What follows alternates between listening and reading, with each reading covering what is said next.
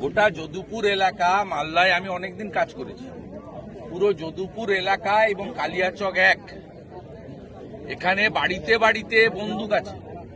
বাংলাদেশের সীমান্তবর্তী এলাকা, গাঁজার চাষ হয়, হেরোইন এবং জাল নোট পাচার হয়। এবং যেটা মরেছে বকুল শেখ, একটা ডন। বকুল শেখ অন্তত ৩-৪ বছর জেল খেটেছে। একে তৃণমূল জামিন করিয়েছে ভোট লুট করার জন্য। নিজেরা মারপিট করে মরছে। এটা মরেছে একটা ডন, ওখানকার মাফিয়া, ত্রাস, জনগণের উপরে সন্ত্রস্ত করে রাখে।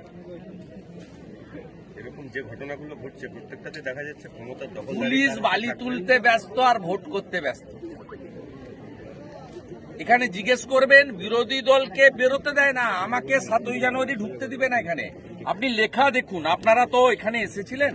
তৃণমূলের কর্মসূচি শুরু হয়েছে 12টায়, হ্যাঁ কি না বলুন? শেষ হয়েছে 2:45-এ। আইসি লিখছে দেখুন, 6টা থেকে রাত্রি 8টা। 2:45 সব গুছিয়ে নিয়ে বাড়ি চলে গেছে। 2:45 দুপুরবেলা, বিকেলে শুরু হয়েছে আমি সত্যি না মিথ্যা বলছি বাবু?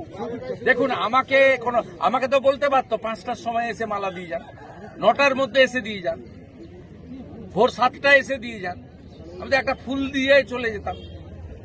এই যে মানসিকতা, leader of opposition Mamata Banerjee যদি 2,75,00,000 লোককে প্রতিনিধিত্ব করে, আমিও 2,33,00,000 লোককে প্রতিনিধিত্ব করি। গণতন্ত্রে শাসক থাকলে বিরোধী থাকবে।